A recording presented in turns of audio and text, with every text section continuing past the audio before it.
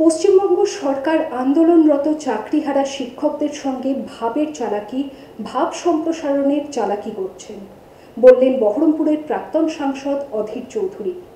শিক্ষককুলের vote নিয়ে মুখ্যমন্ত্রী জানেন ওই ভোট না পেলেও কিছু এসে যায় না, পলিটিক্যাল জাগলারি করছেন মুখ্যমন্ত্রী, এমনটাই বললেন অধীর চৌধুরী। ঠিক কি বলেছেন তিনি আমরা দেখব।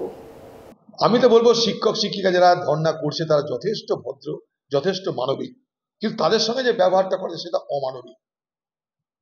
তারা কিন্তু সবসময় কোঅপারেশন করে, তারা কিছু চাইছে না, শুধু তাদের হারিয়ে যাওয়ার চাকরিটা ফেরত চাইছে। আর এই সরকার সেইখানটায় প্রতিদিন চালাকি করছে, কথার চালাকি, বাক্যের চালাকি, ভাবের চালাকি, ভাব সম্প্রসারণের চালাকি।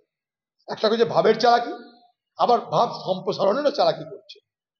এই সরকারের এই চালাকি, এটাকে পলিটিক্যাল জাগলারি, পলিটিক্যাল ট্রিকারি। কেন তাদের সঙ্গে কেন আপনারা এটা করছেন?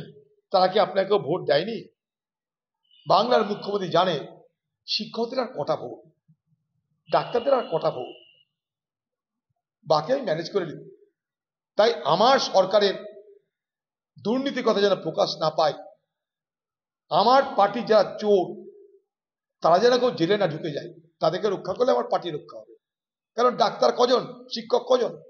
26,000, ডাক্তার কিছু হাজার হবে। ভারতবর্ষে পশ্চিমবঙ্গে 10-11 কোটি জনসংখ্যা, কতটুকু তারা? তাই এই অত্যাচার তারা চালাচ্ছে। কখনো হালকা সাজ তাড়াতাড়ি, কখনো সেজে গুজে বিয়ে বাড়ি, কখনো বা ওয়েস্টার্ন আউটফিট, কখনো বা পাট ভাঙা শাড়ি। যখন যেমন সাজ গয়না তেমনি কোনো অকেশনে, কখনো জাস্ট এমনি। অঞ্জলি জুয়েলার্স, ঠিক যেমনটা চায় আজকে